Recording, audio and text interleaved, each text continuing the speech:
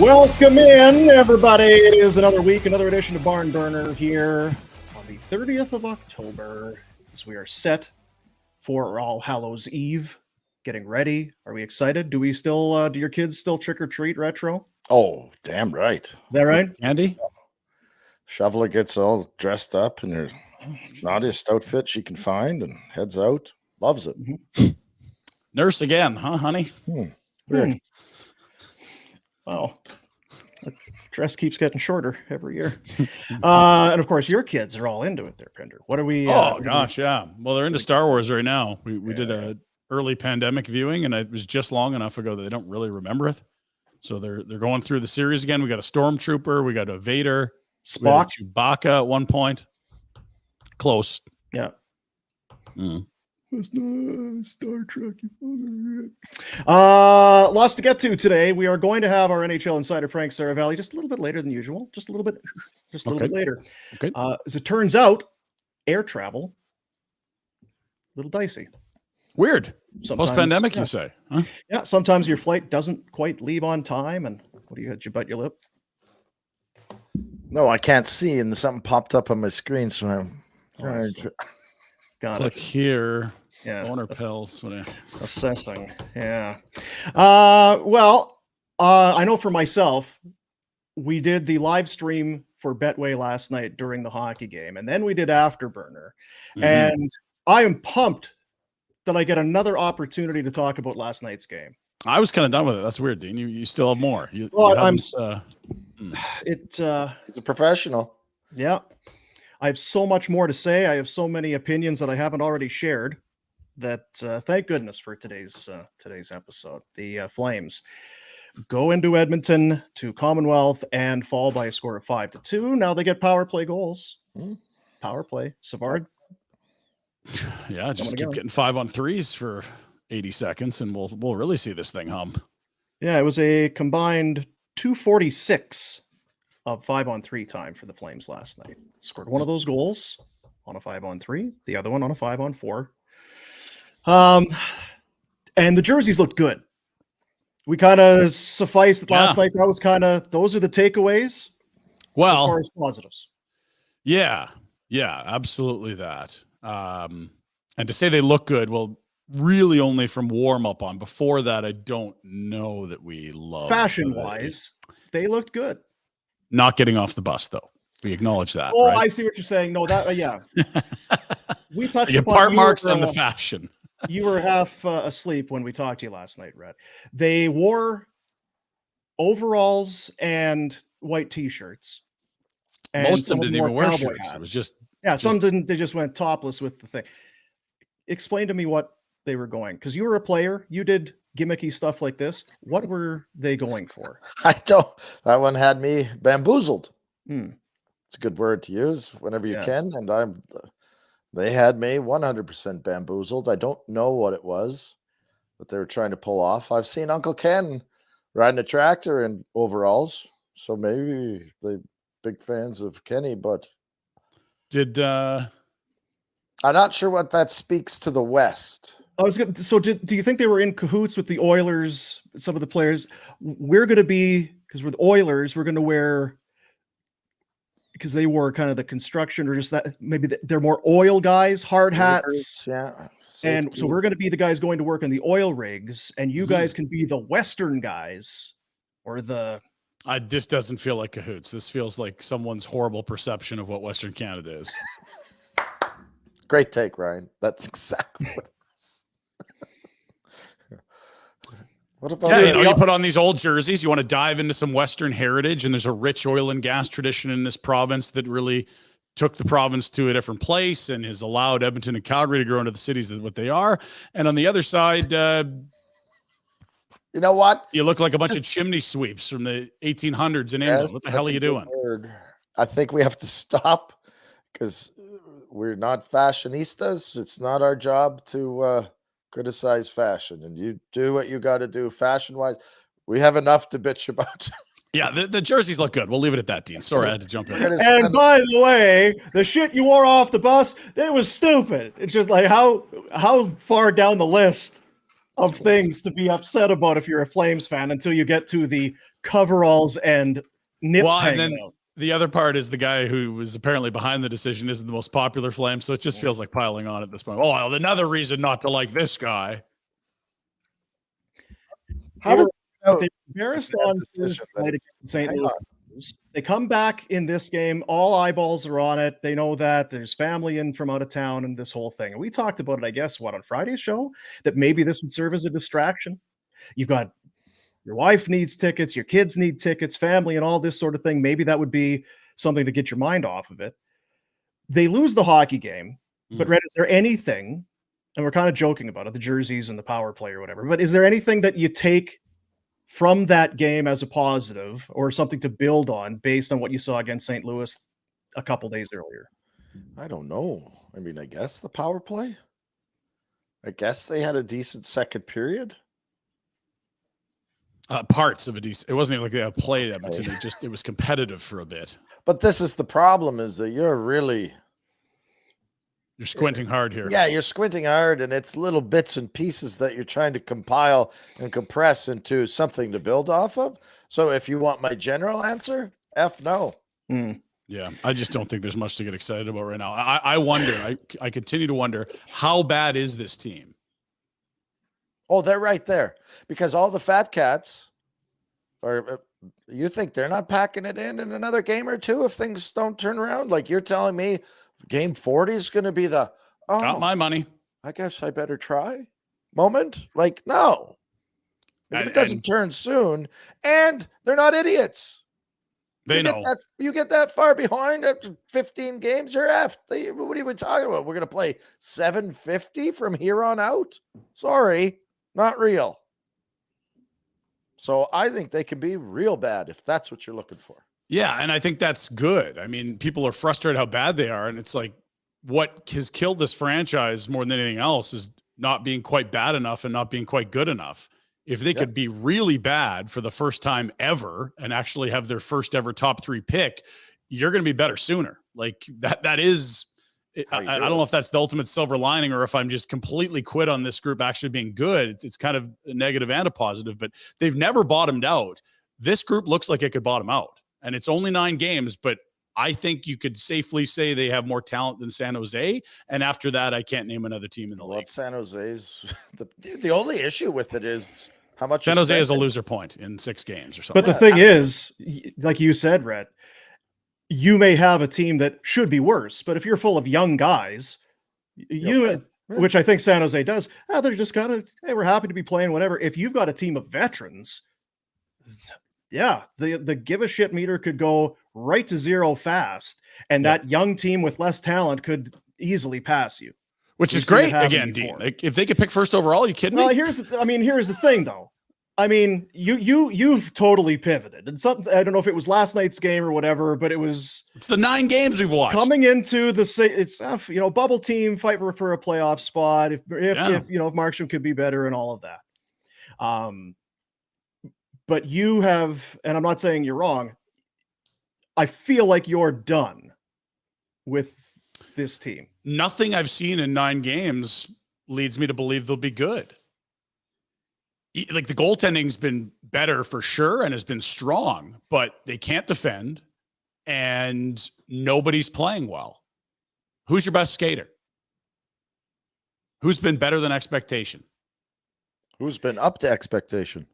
Almost nobody. Like the 4th line, maybe. Like AJ Greer's been fine. Bench back a little. I mean, it's probably back to where you want him to be, not like a career year or anything. Mm-hmm. Like, Lindholm doesn't look good. Dubé doesn't look good. Huberdeau looks as bad or worse than last year. Ditto Kadri. Like, on and on we go. Tanev hasn't had a great start. Hannafin's been just okay. Uyghur's been just okay. Coronado has 1 goal and is, learning this league in what I'm guessing probably won't be the funnest environment for the next 6 months. Like, who gives you hope that this team could be good? Go ahead, Rhett. Is Lindholm kind of like Linus from Snoopy or whatever, Charlie Brown? Like, was Gaudreau his little blankie that he security blanket? Around? Is that because he really doesn't look like he gives a.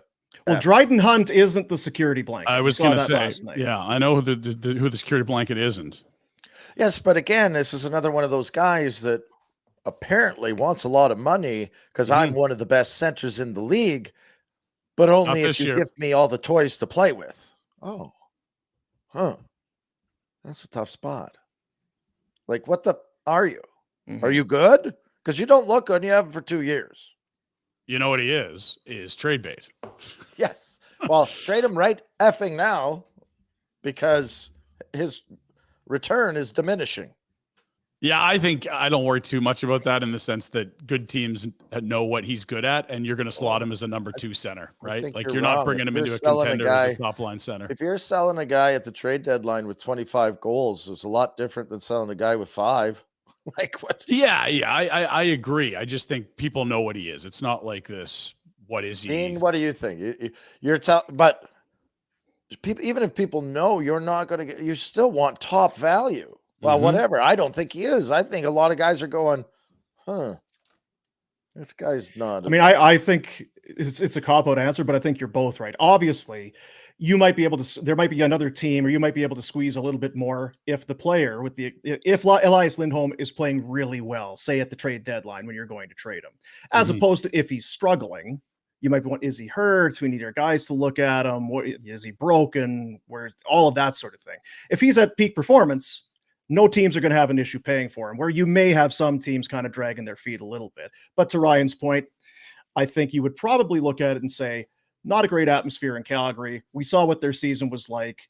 He's an expiring he's, basically he's leaving town since November. Let's get him here and get him with our guys and get him back to where he should be. But yeah, I think about Boston. They got Zaka and a rookie as their top 2 centers. You don't think Boston would be like, oh, this is perfect. He's not on fire. We know he's a great player. Bring him in, and he'll be our second line center. And he'll, we could talk extension if it fits, whatever. Like that to me just seems like such a great fit. Colorado, similarly, they were kicking tires on centers. They did bring in Johansson, but never have enough center depth, apparently. He feels like a perfect ad for a contender, doesn't he?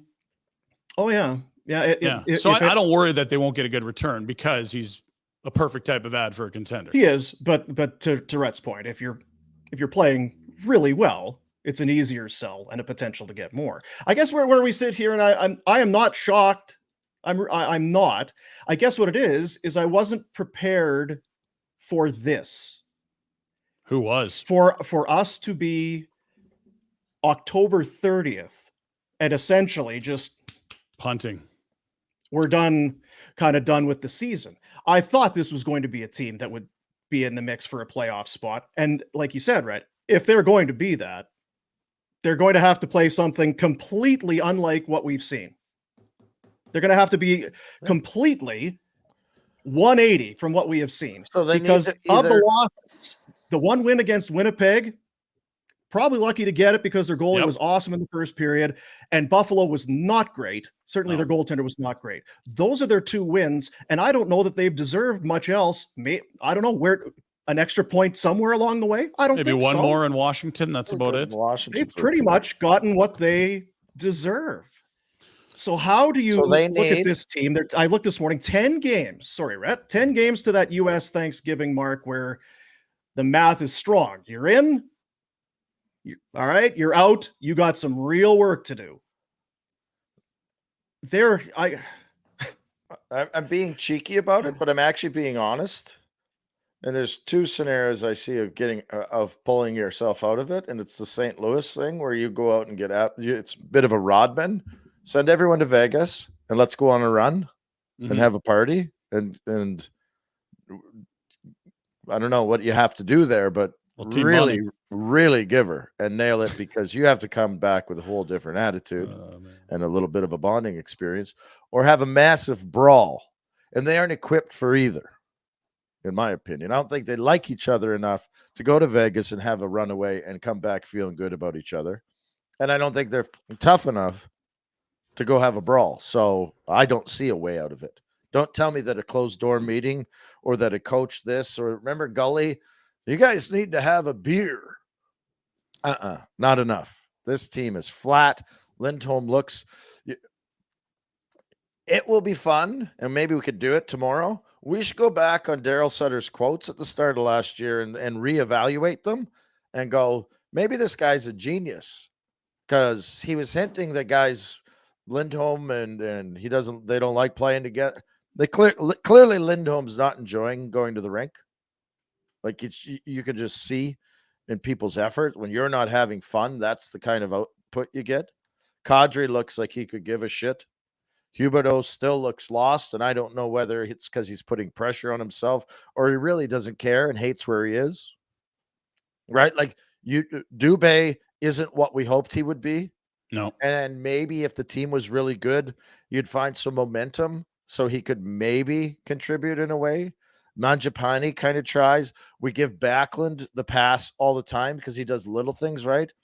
Okay, that's good. Okay, I can't poke fun at the captain or at Backlund. It's always been that way for some reason. People have his back, but he never has led or helped this team be really good. So that's fine. Who else is up there? The fourth line's nothing. The guy you got for a 34 goal scorer that looks like a 4-goal scorer at this point.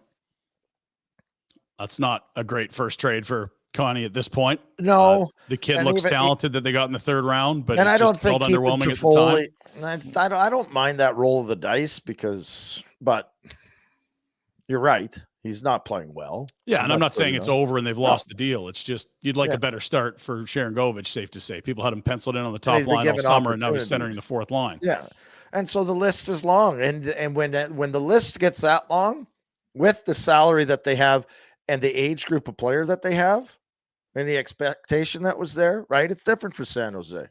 It's different. Oh yeah, when the list is that long and no one is even close to meeting expectation, then there's a big problem.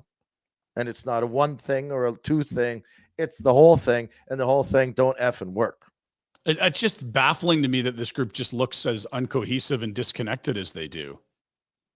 Because it's like you can be not super talented, but play with structure and play with pace and be difficult to play against. Like, how easy is this team to play right now? They give you the puck all night. They're not overly physical.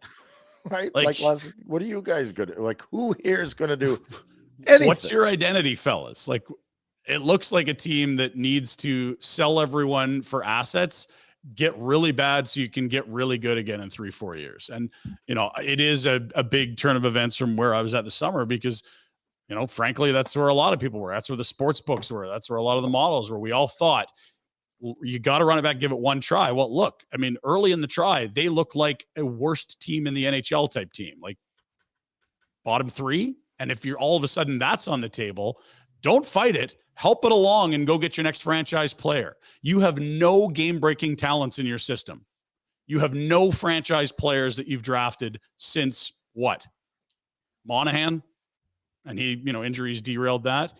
This is your opportunity to have a player you can build around for a decade. Don't mistake what this is. This is a huge chance for the Calgary Flames to do something they've never done in franchise history, and that's go to the podium in the top 3 picks.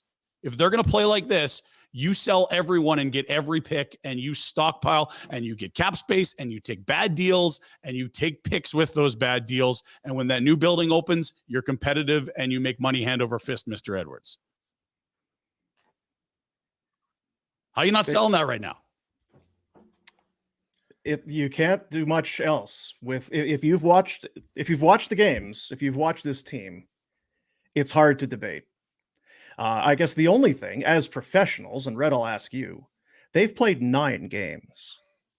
Yeah. If you're going to commit and don't even call it tanking, but if you're just going to commit to we're bad, we're going to be bad, and we're okay with it, it feels early to go just for the guys to be like, I guess we're done for the year. Well, the players have to try. It's more we're talking about the GM decision, right? Teams that get top 3 picks have to deal with that. They do. It is what it is. You can't think you're going to be competitive for 45 or 50 games and then just lose the last 30. If you're horseshit, you got to be horseshit, and they're horseshit right now. Right? And so it sucks. It's no fun going to the rink. We could just press repeat on this here podcast, maybe. But You're going to get a lot of the same. The only change is going to be when they do start to dump guys. And I would caution not to do it too soon because, like you said, Boom, those young guys will come in and try, and that'll screw you up. We've seen it happen before. Yes, you could count on the veterans to be disinterested and clock out. But all of a sudden, these kids come in. They're like, "This. Can you believe the kind of food there is on the plane? Oh my God, Madison Square Garden. This is the best." They play their asses off because they don't know any better and they're so excited. Whereas the veterans, they don't give a shit. They're the ones that are going to sink you down into the depths of the standings. Stick with the. I just don't know that there's. I mean, you might work hard, but like, there's not a lot of skill that's coming up from the Wranglers. I mean, Dustin Wolf's one thing, but I think this is, you absolutely approach Jacob Markstrom and say, look, this is your last big contract in this league. You've got 2.5 years left. What do you want? I knew you'd come around eventually. Well, they just had to be bad first. Like, now they're bad. It's obvious, now. Right? Okay, so now you can put on your Pinder hat, Rhett, and give. When have you ever seen a goalie get traded in the middle of the season? Goalies don't get traded. It doesn't happen. He's making too much money. He's got a no-trade clause. No. When a player's playing poorly, you don't add that goalie. We saw multiple goalies move at the deadline last year. We saw Korpisalo go to LA, right? We saw Jonathan Quick move twice. As UFAs. As pending UFAs, correct. Yeah. Which Markstrom isn't. No, but he's playing well now. If you traded Markstrom last year, what's someone giving up for an 880 guy? Now he's like, look at this. The guy's been their best player. Well, your thing was that you can't trade goalies. You had said there's no goalie deals done in the regular season. There's not a lot for guys that aren't playing well. Yeah. I'm not gonna hold your feet to the fire on it, but this again feels like this is us sitting here shooting the shit.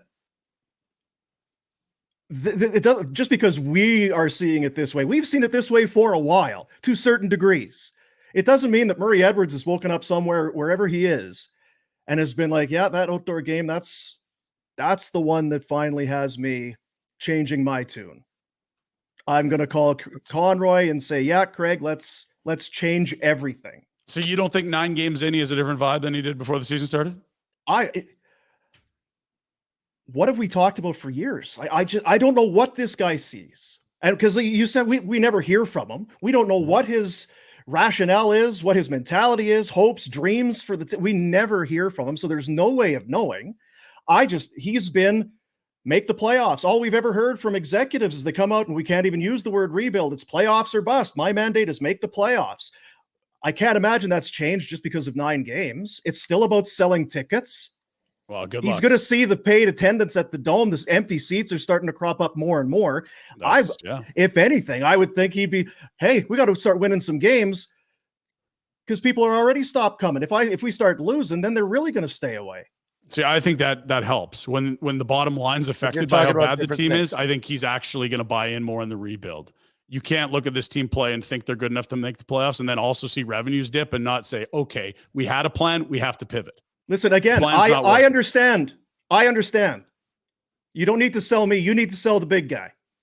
Get him on the line. Jack, could you get Murray on, please? I don't know what makes the big guy tick. Because if he thought any way along these lines, it would have been different for a while.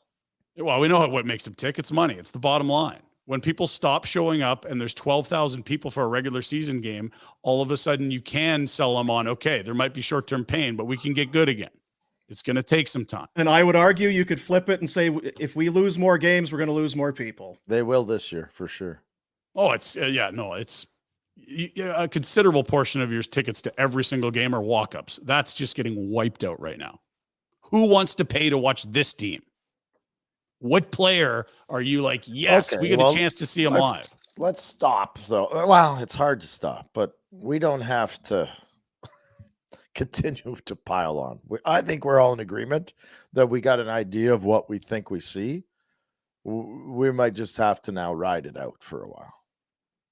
Right? And we can bitch and moan and evaluate the games, and there probably won't be that many victories, but to say don't go is fuck, you might as well go watch. I'm not saying don't go. I would not telling people what to do. What I'm saying is I talk to people in this fan base, we all do.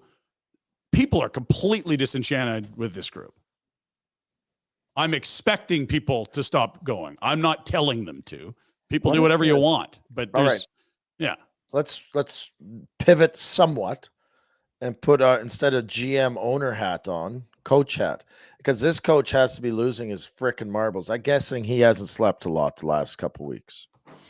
I said to Pinder last night on Afterburner, if this guy had one game to enjoy being a coach in the NHL. He had one game. Yeah. Beat Winnipeg by the skin of their teeth, but they beat Winnipeg, and since then 1-6-1.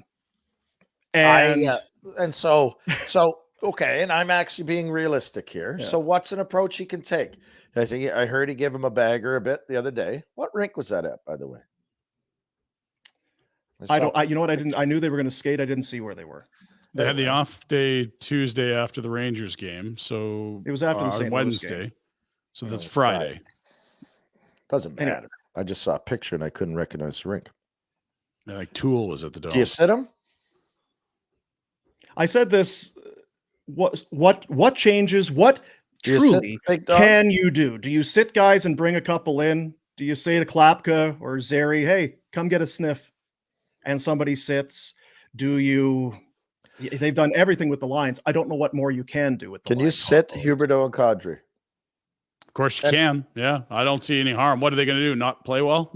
Like, it can't get worse. That's my thought. It's a bit of an embarrassment thing, and it's drastic measures. But where are we at? Have you, I don't know. And maybe again, it's too easy from our chairs to critique, but has anyone zoned or really watched Kadri? Is he horseshit? We don't like that Huberdeau's not putting up points, but have you really analyzed his game? What are the advanced stats saying? Right? Is there caved in. Things defined? Right. They're combined -20.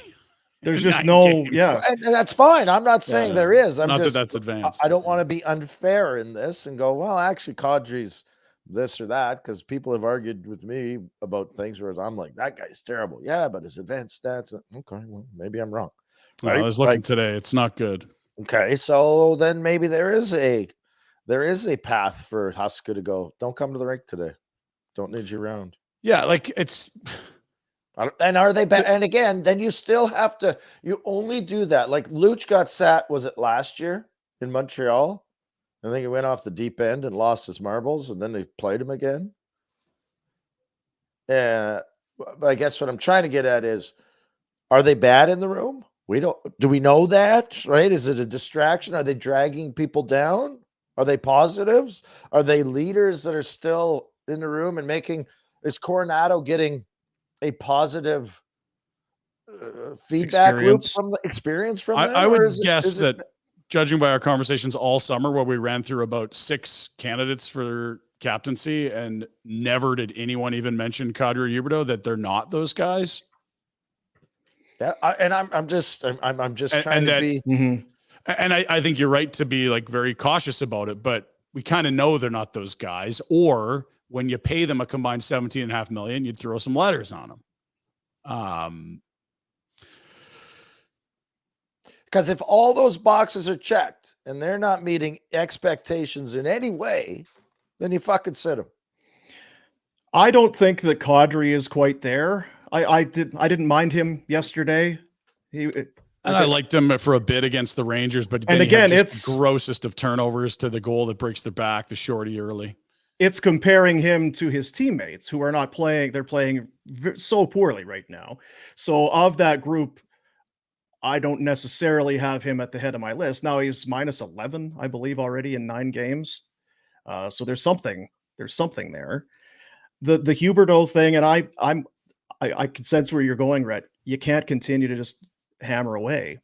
I brought it up again last night, and I just have to moratorium. I just have to stop talking about it.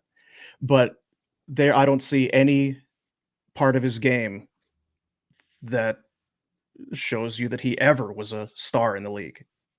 Not speed, not skill, not hands, not a shot, not playmaking ability. There's nothing, no flashes that would say there's the Huberdeau of old. That's the guy who had 115, 118 points. Not a sniff. Who's GM in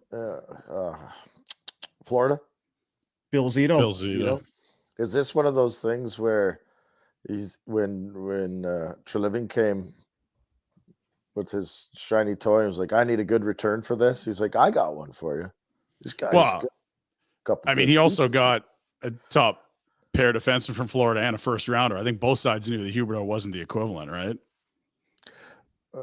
I think my point is that they weren't missing him. That's my thought. You can pretend all you want that he was a great 115-point player, but when again, the team that watches the guy the most, they know him the best. Knows him to whatever degree, they were prepared to part with him. Absolutely. Whether it was the price tag or back-to-back soft playoff performances there was a lot of points. It was funny. We sat down and watched some highlight reels this morning. We got Bobby Germany and RJ in today, and we were watching his top 10 plays as a Panther, and it's like he's moving. The hands are electric. It's guys on the back door for tap-ins. Like, it is circus shit.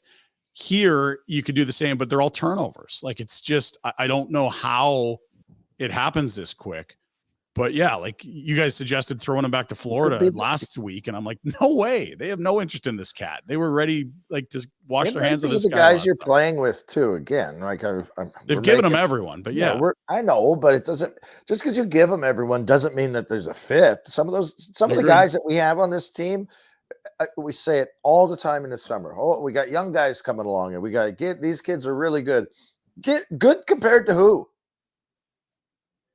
Good in our depth chart or in the league depth chart? Because the league depth chart's the only one that matters. So for us, guys, this guy's going to be this guy. Fuck that.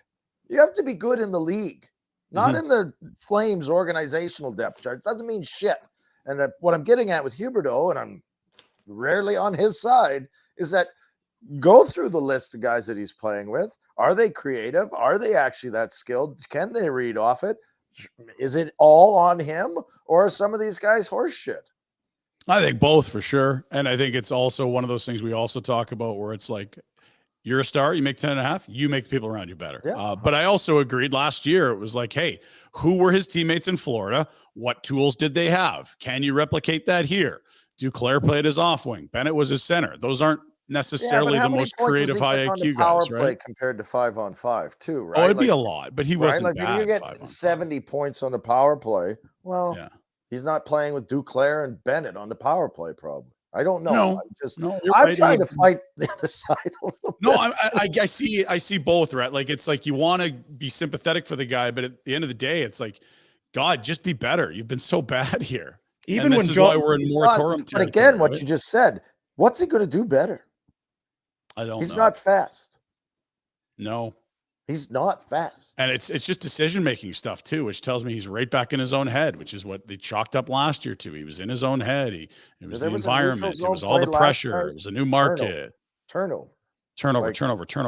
Right since game one in Calgary. And offside. Going offside. When he went offside on the empty net. Yeah. What's happening? Buffalo. I was just thinking, you think of star players who go into slumps. Johnny Gaudreau, we would see there would be times where the points wouldn't be there, but you would still see that part of his game where he's creating or doing something, and maybe it's his line mates that let him down or whatever the case is. And if he's going to play on the left side, he's going to have somebody at center, and you're limited. It's Lindholm, does not seem to be a fit, and it's Kadri, and they've been trying that, and beyond that, didn't work last year, hasn't worked this year. So then with Backlund a bit, I'm like, that's a defensive center with a guy that doesn't want to play D. I don't like that fit. It's part of the overall issue is that there's not enough skill.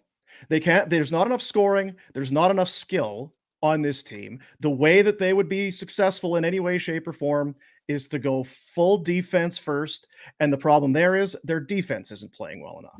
Tanev is taking a step back. Defense is a team game. You have to have the guys in the lineup committed to playing that. I think you could convince most of those guys, but again, a lot of your high-end guys are going to be like, you want Huberdeau, come back, check hard.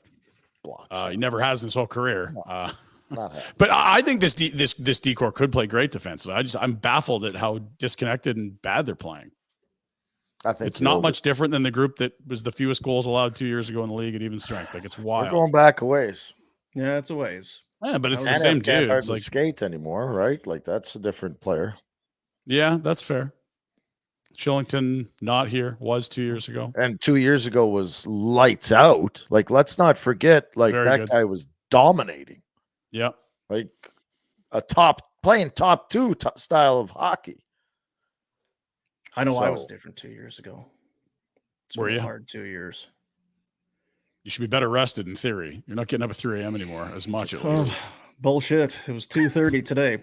Hey, you know what though? Regardless, wins, losses, win or lose, booze. Am I right? Ha! Barn burner vacation coming up in January. What the hell? Let's go. January 11th to 13th, we're going to Phoenix. Flames and Coyotes at the Mullet Arena. Limited spots available. We're going on a trip. You're coming with us. $14.99 based on double occupancy rooms. Flights, hotel, transportation to and from the airport, game tickets, and some yucks. You know, some chortles and guffaws along the way. Nationgear.ca is the website. Nationgear.ca to book your spot in for the Barn Burner vacation. It is a presentation, there you see it, of Alberta Blue Cross. There's only one thing better than sharing memories, and that is making new ones. Alberta Blue Cross travel insurance protects your memories and more. Wherever travel takes you, it's Alberta Blue Cross. Visit ab.bluecross.ca/travel for more information. That'll be fun. How can it be? Phoenix in January or Calgary in January? Pick one. Why not? Why not? I want to do a little this day in history for McLeod Law. Now, it's not really Flames history, but there's some Flames tie-ins. And it's actually two October 30ths. One in 1982, one in 1983, which was just 1 year later. I don't know if you know that. Some boomer math. So just hang on the first one. So October 30th, 1982, Brian Sutter scored his fifth career hat trick and added an assist as the Blues lost 6-5 to the Washington Capitals. 1 year later, October 30th, 1983, first time in NHL history that four brothers would play in the same game. Here is the great Doc Emmerich with the details. Brothers. In late October at Philadelphia, three brothers named Sutter converged on one loose puck. And just seconds later were joined by still another to bring the NHL, as well as Mr. and Mrs. Sutter, another first. The New York Islanders with Brent and Dwayne beat the Philadelphia Flyers with Rich and Ron by a score of 6-2. Brent led the way with a pair of goals and an assist. 4. We think it's nuts what the Hughes brothers are doing. They're only 3 back. Need 3 more kids. Get to work. Twins having a year. Not sure what the mom Jackson and pop. having Yeah, I'm not sure that. Too late to pump out some more, folks. What do you? So there you go. October 30th, 1983. Now that's got to still be a record, right? Are you kidding me? Because how many? There was Jordan, Mark Stahl, and then there was only 3 Stalls. There's Jared, right? but he never got up. Never mind in the same game. I just wondered, was there one game where they gimmicky did something? Like 3 Stahl brothers in a game for sure. Yeah. That ain't 4. I'm going to say it's a record to this day. Yeah. 3 Hugheses will happen today. The Jersey Canucks games, in theory. McLeod Law, this day in history, brought to you by Mr. Peter Klein and everybody over at McLeod Law. He is the go-to guy in Calgary for your disability insurance claim. If you're a long-term disability insurance company refusing to pay you those benefits, contact Peter and his folks. They will get you the disability benefits that you paid for and that you deserve. Get that peace of mind back. There's nothing. It's got to be a great. Peter Klein's got it. Oh, all right. So I can just worry about my life and stuff. Yeah, don't worry about it. Peter Klein and McLeod Law. They've got you taken care of. McLeod-law.com for that or whatever your legal needs might be. You buy a house, I think you need a lawyer, don't you? You got to. That's true. I've been to McLeod Law for that. Get divorced, get married. You're going to need lawyers in your life. You may as well have the best, the nicest, and the best with McLeod Law. We will have Frank Seravalli, our NHL insider, coming up, but I think we have time for a Pinder report. Oh, baby. Without knowing what's in the Pinder report, I think we have time for the Pinder report because Frank was in Edmonton for the game and then flew out, and then somehow his flight times got changed on him. So didn't have that direct Edmonton to Philly flight. Weird. Yeah. Although I think he does I don't know. He's not Newark and then drives, something like that. PJ? I don't know if he took the Nation Network PJ. See, I thought he'd be smart enough to book a flight for Tuesday. What's he hustling back to? You got studios in Edmonton. You're nursing a hangover. Come on now. He was probably getting ready for the Phillies Game 3 of the World Series. Bad news on that front. Not ideal. Pinder report for Village Honda. New in-stock inventory on the ground. Start your automotive adventures at Village Honda. New vehicle pricing, as always, is MSRP. Located in the Northwest Auto Mall. You see it there on the screen. Your dealership for life. Village Honda with the Pinder report. All right, fellas, we start with the Flames coming out for the Heritage Classic. Look at these great jerseys. The fellas looked great. That ends the highlight portion of the game. Now on to some other things. Before they put on those nice jerseys, were they doing a lip sync? Was it a cover band? Because I'm pretty sure it looked like Dexy's Midnight Runners. Is this not exactly what they were dressed as? Keep that up there. I'm a big fan of that song. Yeah, I'll give you a version you're not a big fan of. Not only did they look like Dexy's Midnight Runners, they sounded like this version of Dexy's Midnight Runners.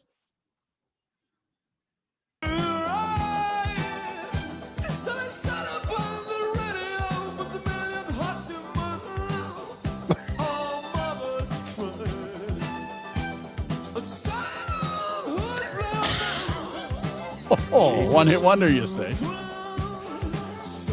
So, did they only have one hit because he couldn't sing anymore? Or is this guy just in the bag? What happened here?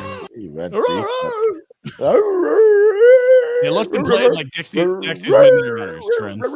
That's rough, That's when that's bad luck. Hey, it's like a carpenter. All of a sudden, his hammer doesn't work anymore. Saw's too dull. Can't get anything done. That poor guy.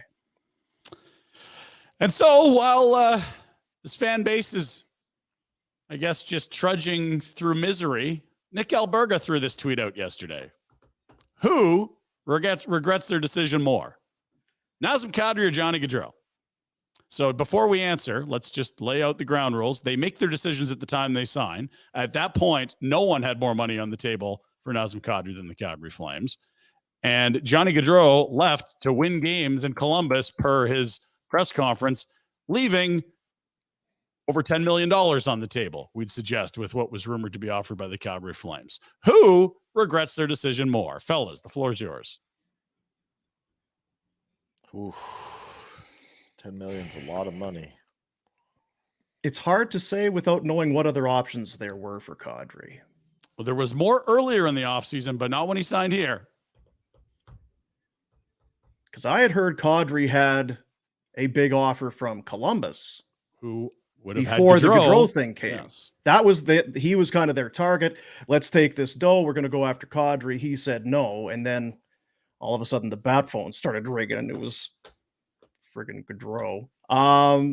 And so the decision that Nick's talking about is to sign in Calgary, not the decision to not sign in Columbus earlier in the offseason. Later, yeah.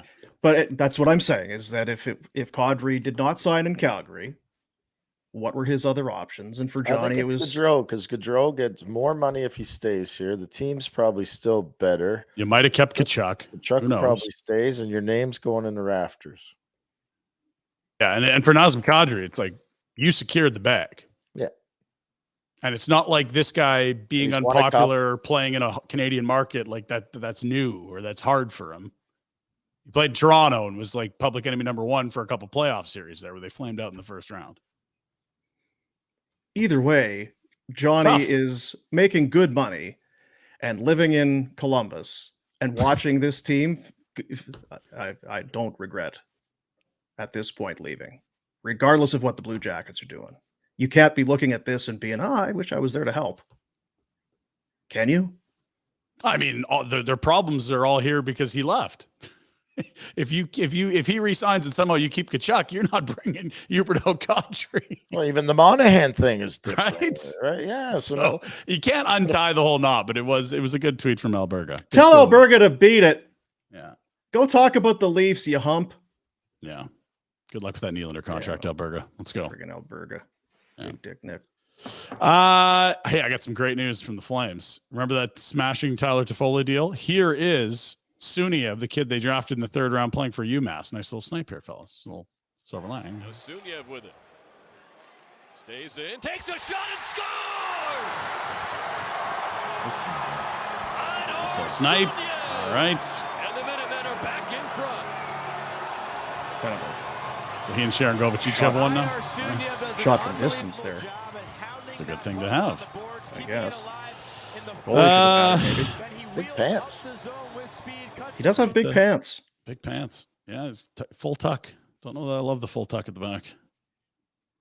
Here's a crazy goal from, I think it's not college, but it's kind of college. What do you call it when it's not Division I, but they still have a program?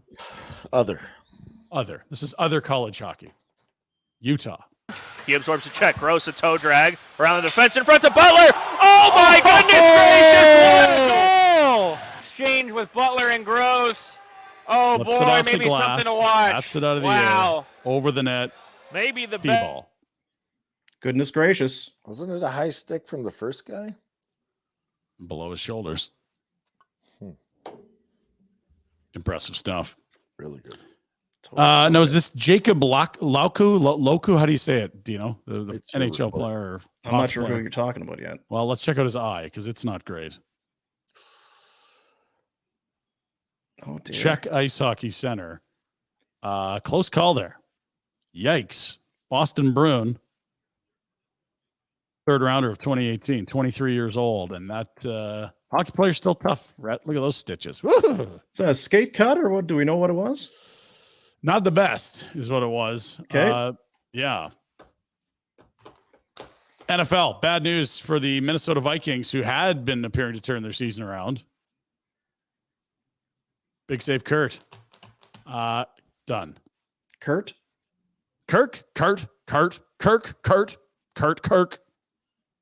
Yeah, you saw him hobbling, like one leg hopping off of the field. Ow.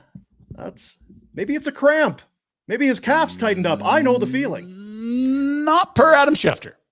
Also, Kendrick Bourne, who's actually been a pleasant surprise in New England since arriving there. He done. ACL. Ouch. It's a hard sport to play. Mm-hmm. It's just so incredible how many people's bodies get ruined. And at the clip that they do, it's just a war of attrition to get through 17 weeks. It's almost amazing that some guys can do it or go a number of years without missing games. Yeah. Jesus. Major League Baseball, Dean, cover your eyes. We have a schedule from Major League Baseball regarding the World Series.